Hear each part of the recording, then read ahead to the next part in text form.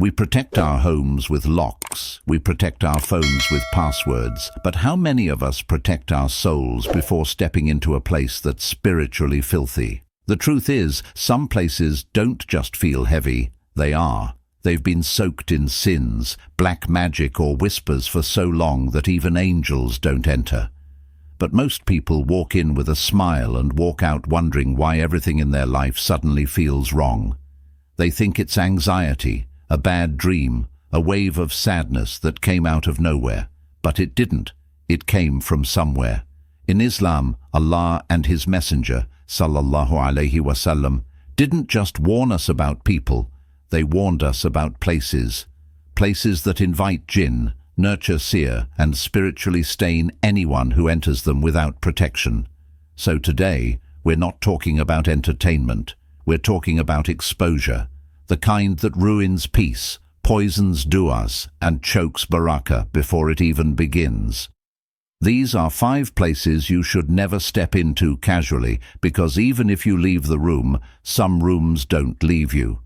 Let's begin. Place number 1. Abandoned houses and ruins. It starts with curiosity. Maybe you were just walking by, or maybe someone said, "Let's go check it out. It's just an old place. No one lives there." The door creaks, the walls are cracked, and yet something about it feels alive.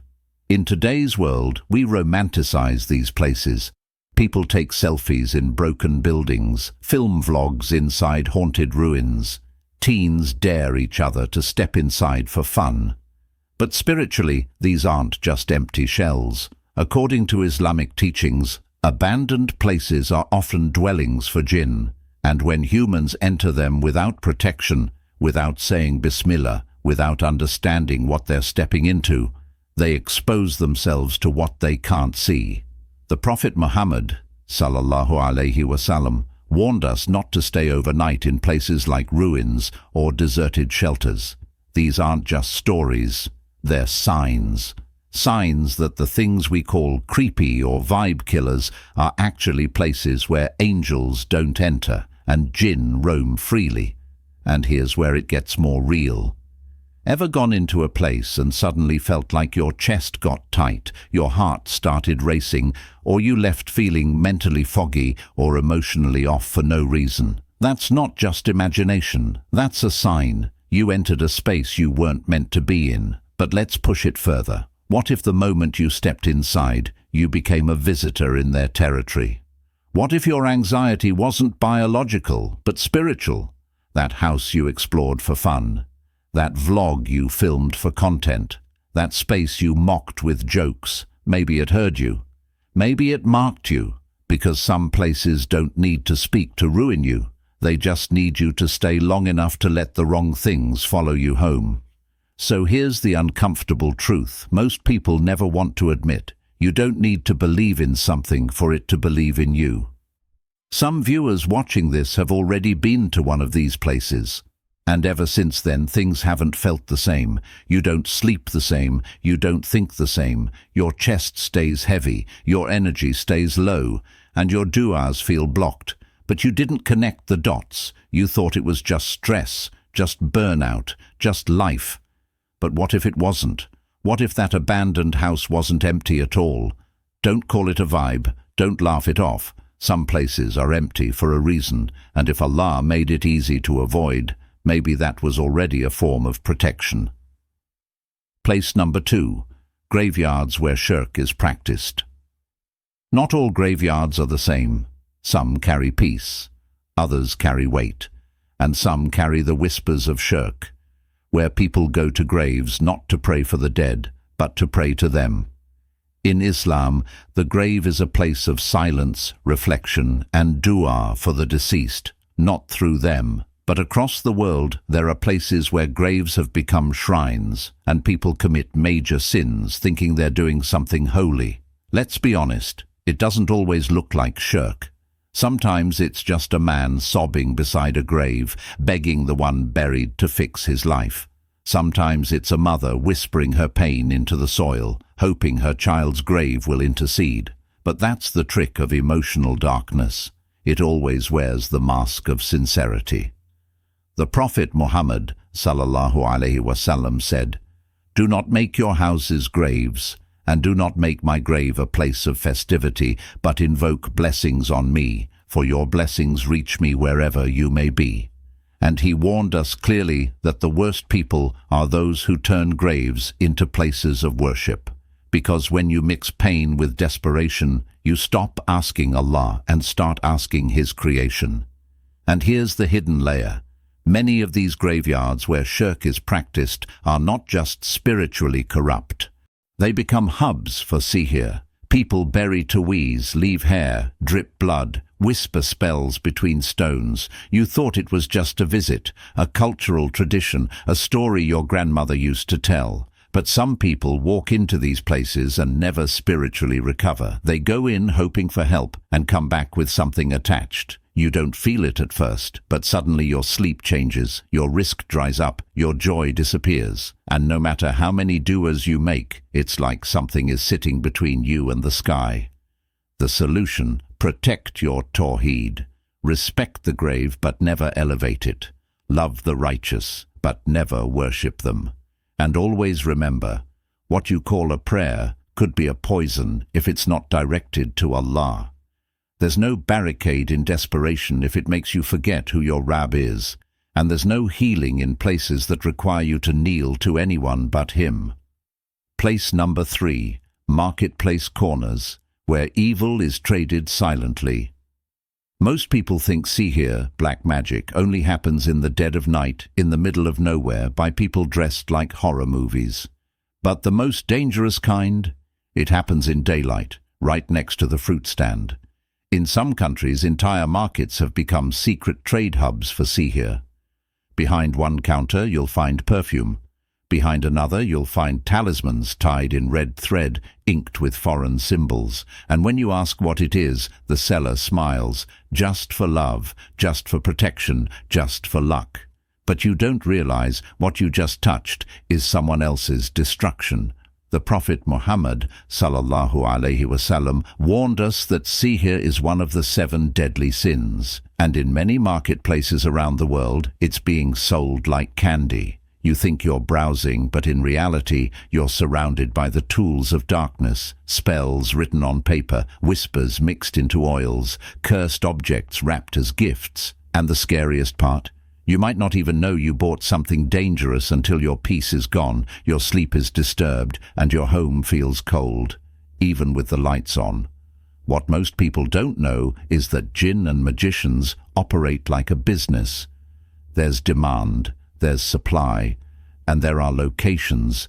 Yes, there are places where curses are traded like currency. People pay to destroy marriages, freeze risk, make someone love them, or ruin their health. And many of these places are hiding in plain sight, near your neighborhood, on the way to your job, or inside that old market your family's visited for years. But here's the forbidden truth. Some markets don't sell products. They sell people. Not physically, spiritually. They sell your name, your mother's name, your trust, your peace, your dignity, all wrapped in a spell written by someone you'll never meet, cast by someone who doesn't even believe in Allah. And if that sounds too dark to be real, that's exactly why it works, because no one dares to talk about it. So the next time you stroll through a market and someone offers you something special, don't just check the price tag, check your faith. Because what looks like a souvenir could be a spiritual sentence, and what sounds like a joke could be the reason you stopped waking up for Fajr.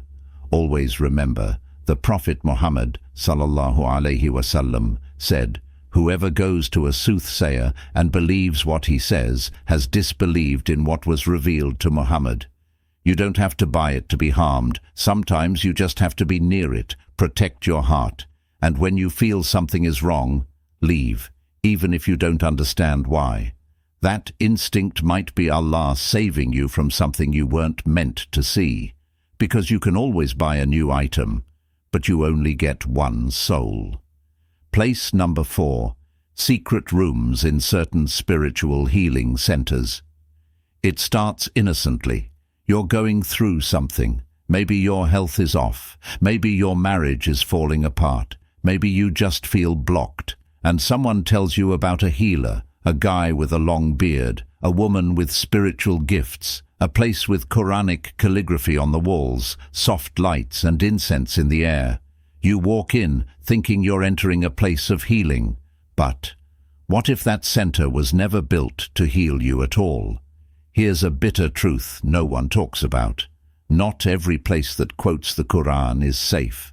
Behind many Islamic healing centers are secret rooms where real harm is done, where jinn are summoned, not expelled, where fake rakis perform rituals that look Islamic on the outside, but are rooted in sihr, grave worship, or straight-up deceit.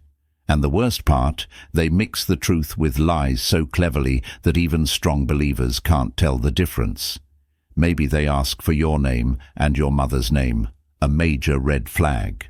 Maybe they tie a cloth around your arm with symbols and say, "Don't remove it for 7 days." Maybe they hand you a bottle of water and whisper in a language that isn't Arabic, then say it's ruqya.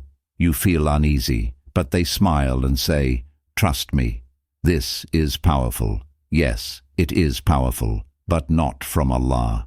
The Prophet Muhammad ﷺ said, "Whoever seeks healing through something unlawful, Allah will not place healing in it."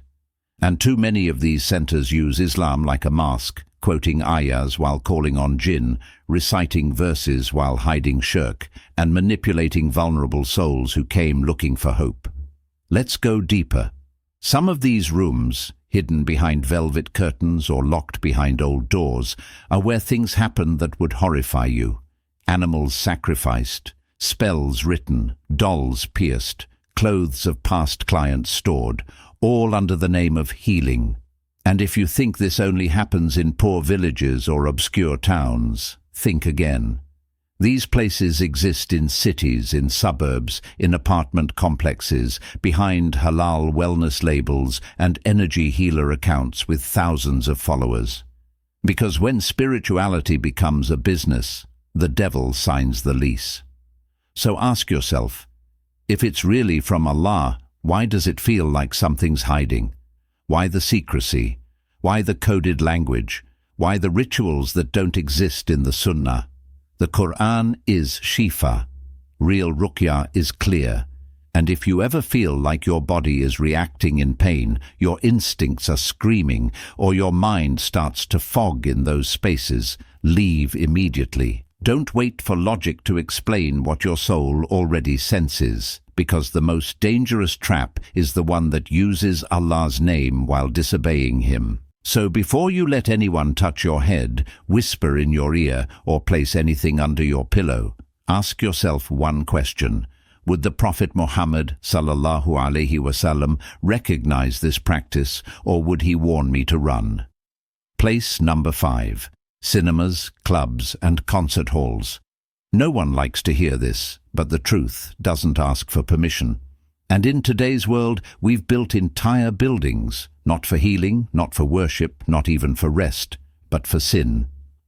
Places that are designed top to bottom to distract you from Allah, where zina is normalized, where vulgarity is entertainment, where drugs are consumed like candy, where bodies are exposed and hearts are emptied. You walk into these places thinking you're escaping boredom, but often you're walking straight into a spiritual trap.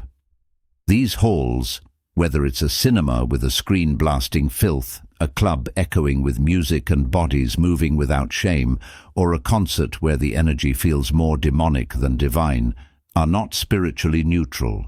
They carry weight, they leave stains, and you don't walk out the same. Ever noticed how after a concert or club night, the soul feels heavier? Salah becomes harder, dua feels dry, the Quran sounds distant. It's not a coincidence, it's a consequence. And if you think this only applies to extreme cases, think again. Even the subtle exposure to music that glorifies sin, to visuals that degrade dignity, slowly reshapes the soul. One laugh at haram, one tear at a haram love story, one cheer at a line mocking Islam. Bit by bit, the fitrah becomes numb. And it's not just about what's shown, it's what's absent. No one remembers Allah in these places. No one prays. No one does zikr. No one lowers their gaze when the entire atmosphere is built to feed nafs and silence the soul. Who do you think rules that space? Jinn roam in crowds where shamelessness thrives. Shayateen whisper louder when hearts are distracted, and when you leave, those whispers follow you home, into your bedroom, into your dreams, into your next arguments, into your next sins.